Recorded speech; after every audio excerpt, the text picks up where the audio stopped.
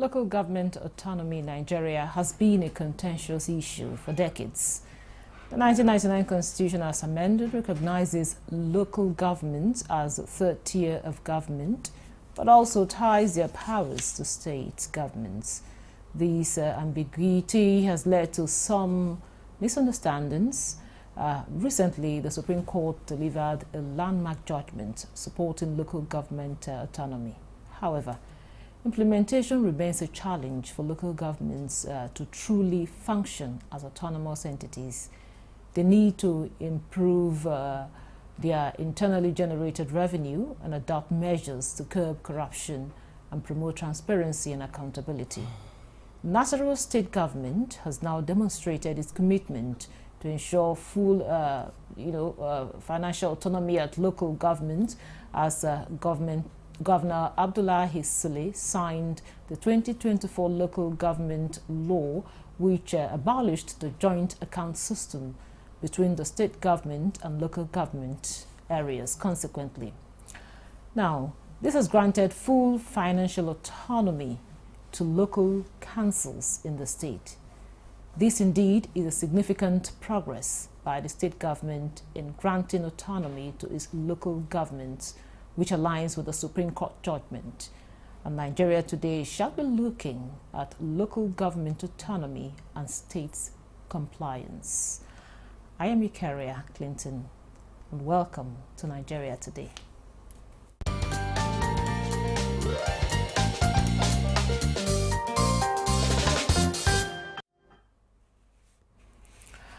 Joining us in the studio for today's conversation is Tanimu Abubakar Ahmed. You're welcome to Nigeria Today. Thank you for having me. It's a delight to be here. Tanimu is a lawyer and a public affairs analyst. Okay, and we hopefully will be joined by from Lafia by the Attorney General of Nasarawa State, but we're still waiting for that. When he joins us, we'll definitely introduce him. Now, let me start with you, Tanimu. Nasarawa State has taken the first step by striking out the joint account, thereby giving the local government the financial autonomy. Now, tell us how do you perceive this development? It's a welcome development, and we encourage all other states to follow suit. It's a step in the right direction, and the state government must be commended. The National State government must be commended for trying to give effect to the judgment of the Supreme Court. Having said that, the fundamental issues are yet to be addressed.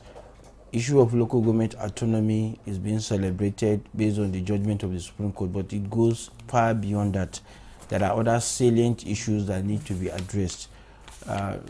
Paramount among which is, if you look at it, most states in the Federation, they are highly indebted to commercial banks, to various financial institutions and government agencies.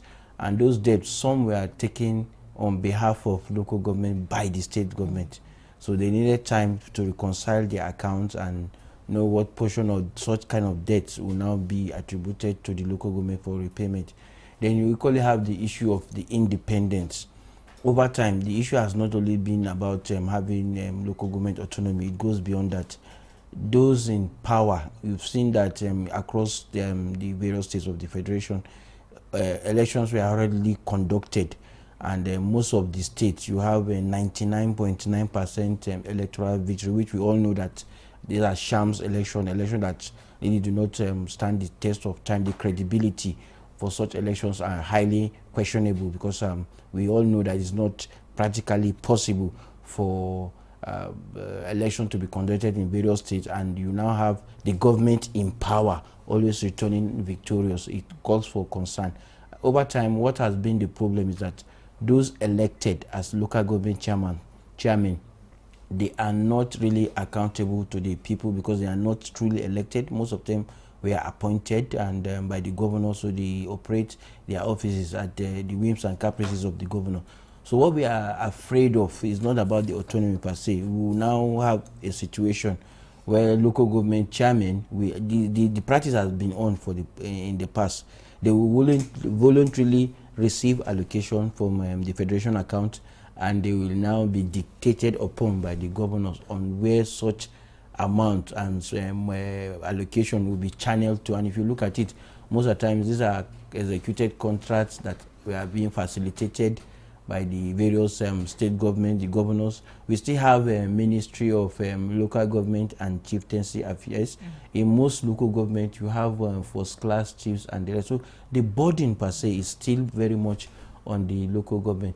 The autonomy will only make any meaningful impact when you have a situation where you now have credible elections at all local governments, whereby the people's yearning and aspiration will be reflected based on the leadership they have at the. So we're talking about having government at the grassroots level that truly reflect the yearning and aspiration of this ordinary citizenry. Until we have that, no matter what area states might adopt in terms of ensuring autonomy for local government, there's still a very huge lacuna. I'm telling you, you have a situation where local government chairmen, we willingly, I want to put it in layman's language, they will sign off their allocation and they will return it back to the various state government. That's all the governor in question, because they lack that independence to actually operate a fully autonomous entity. For now, our constitution, there's no clear-cut distinction. We operate a central and we have the federal government and the state government. The recognition given to local government in the constitution merely talks about naming them, and we still have this issue on having some kind of supervisory control over the state, over the local government by the state government. So the autonomy per se, we celebrate it, we yearn for it, we clamor for it, we pray for it, we fight for it, but it will make more impact if you have local government that are truly independent. Independent will start from having the right leadership that has been elected by the people. For now, you have various state electoral commissions. Some of them they are not properly funded. Some of them are being controlled. So if you have the mechanism that will bring leaders to power, being dictated upon, being controlled by the governors, it means the who play the piper dictate the tune of the music. They will continue to have appointees, so to say, of the governors in power. So it's a good step for Nasarawa State. We commend the governor, we commend the government of Nasarawa State. They are being proactive, but we want that the proactiveness of Nasarawa State government is not enough. There's a need for a holistic approach to give effect to the judgment of the constitution. The best approach is to amend the constitution, and the local government should now be made a third tier properly in stricto sensu, to be a third tier of government. Then the electioneering should not be left at the state level. The argument that people are arguing that why will the federal government be the one conducting election in local government? We have representatives at the National Assembly from various local governments. The elections are being conducted by INEC. Okay, I will have to stop you here, Tanimu. And right now we're being joined from Lafia by the Attorney General of Nasarawa State and Commissioner for Justice, Labaran Magaji. You're welcome to Nigeria today. Thank you very much. Now, Honorable Commissioner, Nasarawa has taken the first step by, scrapping off the joint account between the state government and the local government. Tell us what inspired this move and what does it really mean for the local government? Thank you very much, the viewers and my very good friend, Nta News24. Nasarawa State, you will recall that the judgment of the Supreme Court granting autonomy to the local government across the country is not strange. Nasarawa State, under the leadership of His Excellency Engineer Abdullahi A. Sule, who has consistently been an adherent of the rule of law, who has been one in the forefront in ensuring that local governments are self-dependent, even before the declaration of the Supreme Court. Now, even the defense we put up in the Supreme Court as a state was that, look, three things are very key. One, to ensure democratically elected officials at the local government level during the period under which the case was going on. Nasarawa State had one, and two, that all states, no state should tamper with the local government funds. And since in his inception in office 2019, His Excellency Engineer Abdullahi Sule has been consistent in ensuring that one dime has never been tampered with. On the contrary, he augments the subventions of the local government to enable them pay salaries and meet up with their other demands, and ensure that there is a proper saving for the development of the rural areas, particularly with respect to the security which is usually occurring in the rural areas. And then above all, he ensured that every local government is up and doing in terms of projects and developmental strides. So when this judgment came on board, it was an easy one, because the judgment came with a specific feature, and the feature was to tamper with the Section 162 of the Constitution of the Federal Republic of Nigeria, to the effect that the local government state joint account be abolished, on the in place of which any money accruing to this local government should go directly to them. And immediately, His Excellency the Governor prompted the need for us to actually amend our local government laws. And that now was what was responsible for the amendment of the Nasarawa State Local Government Law 2018. Now we have Nasarawa State Local Government Law 2024, which actually repealed the local government law 2018. And in his speech, when he was signing that law, assenting that law, that bill into law 2 days ago, he made specific mention that under this new regime, state local government's joint account is hereby abolished. He made it express without any contradiction, no controversy. In fact, the language was very simple, direct, and straight to the point. And he went further to state why the joint account is abolished. And one of the reasons why he said that is to enable the local government manage their own resources. And I think there can never be any better bold step taken by any governor than what His Excellency Engineer Abdullahi Sule did. And he really meant what he's actually said. So this is one of the motivations of the states taking this bold step.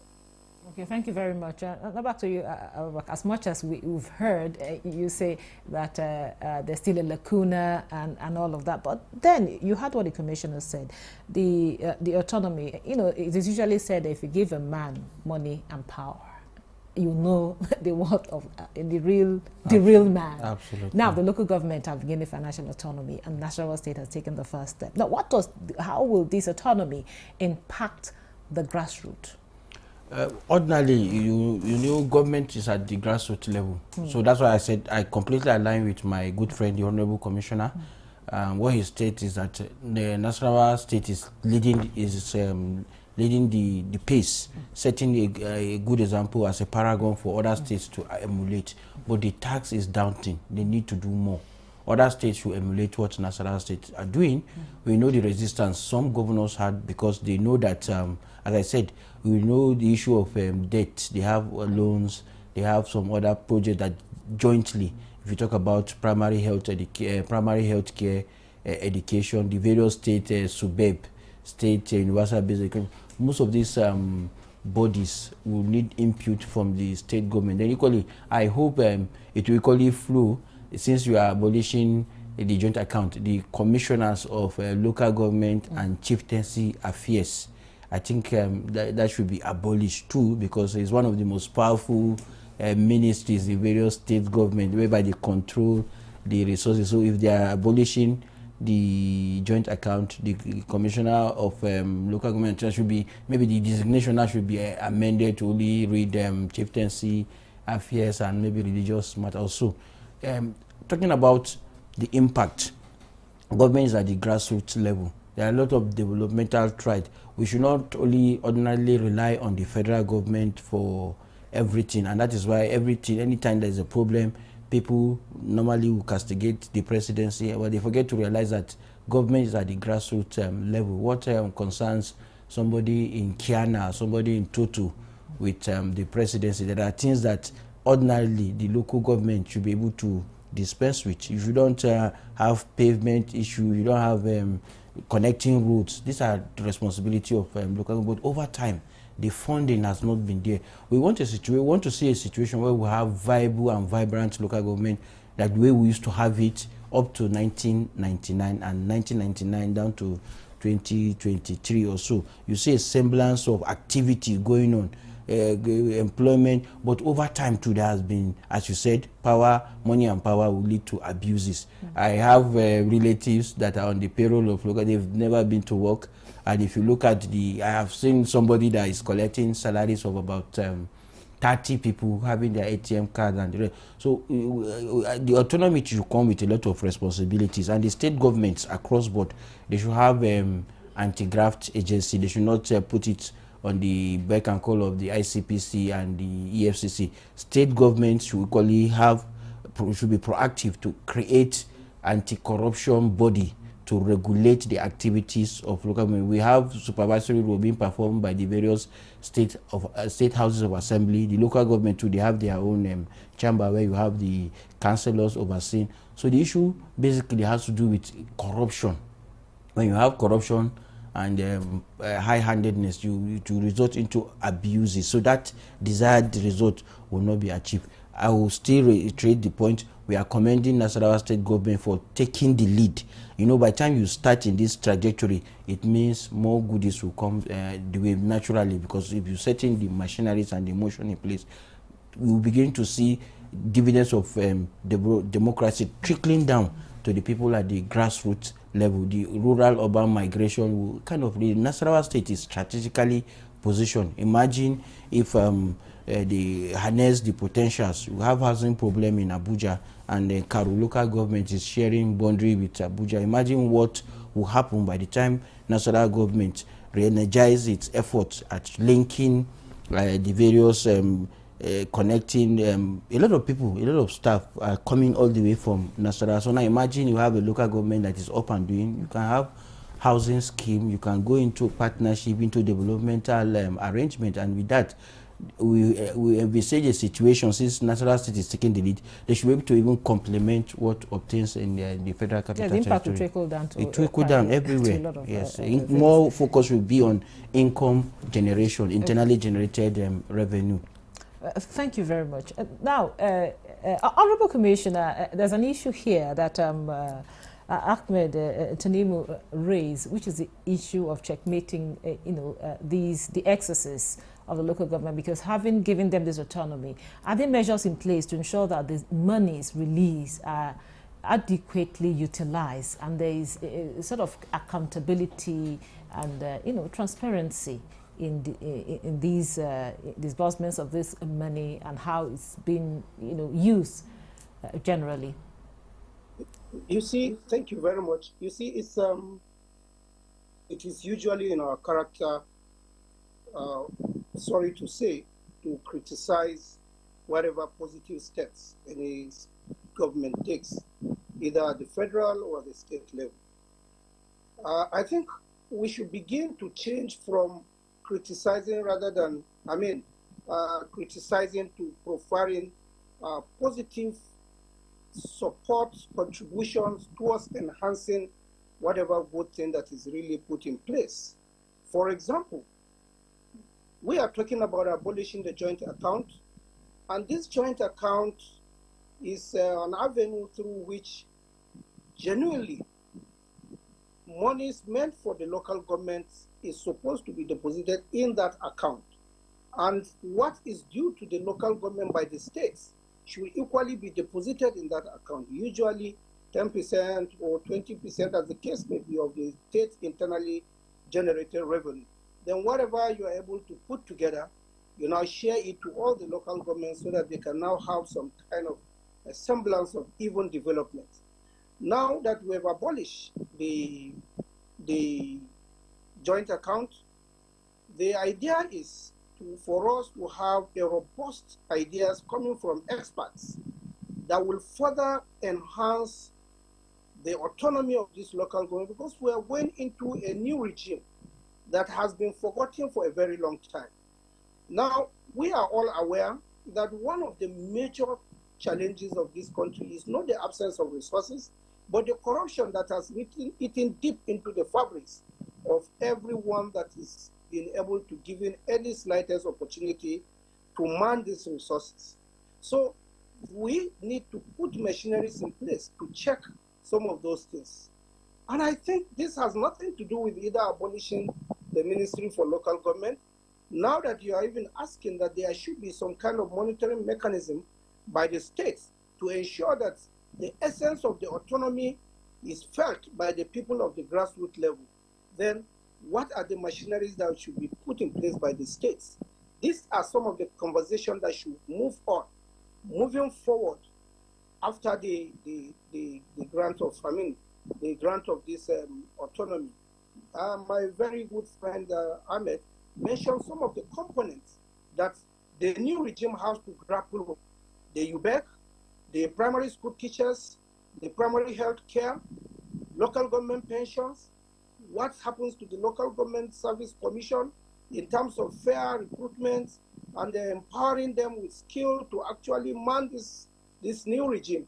What happened to all of this? Now, it is my views that the state is not constitutionally or legally bound to actually retain all of these structures.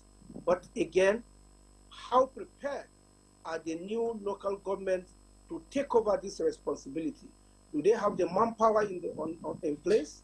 Do they have the skill in place? Do they have the resources actually in place? What about the bureaucracy? Do they have all of this in place? Because this thing is coming spontaneous, and the election, like for example in Nasarawa State, has just been concluded on Saturday. And of course, in the wisdom of His Excellency, eager to see that development has reached the grassroots, he has already sworn them in and asked them to swing into action. So these are some of the things that I think we should be brainstorming about. And for Nasarawa State that have shown political will to take the center stage, should be provided with certain contributions towards enhancing and institutionalizing this right step that the governor has taken. Thank you very much, Honorable Commissioner. Now back to you, Ahmed. I just want you to, in 30 seconds, give us, your closing thought. Some of the things he also pointed out. Yeah, I align completely with what you said, and equally align with what I said.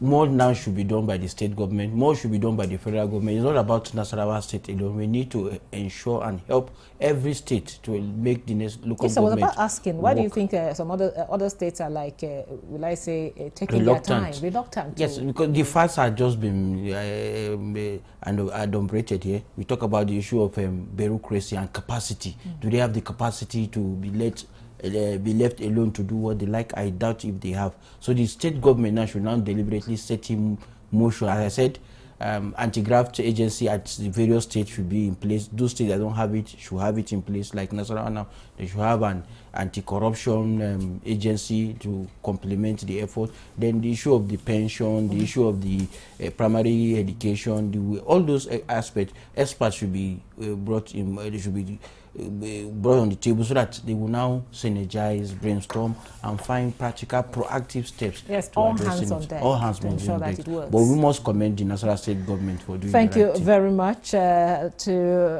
the Attorney General and Commissioner of Justice, Nasarawa State, Labaran Magaji. Thank you so much for joining us. Thank you very much. Also, we had here in the studio Abubakar Tanimu Ahmed. Thank you so much. Thank you for He's having a me. public affairs analyst and a lawyer. Always a delight being here. And thank you for being part of the program. Don't forget, Nigeria Today airs every weekday at 7:30 p.m. on NTA News24. You can also check out this episode and others on www.youtube.com/NTA News24 Hub. I am Ikaria Clinton. Goodbye.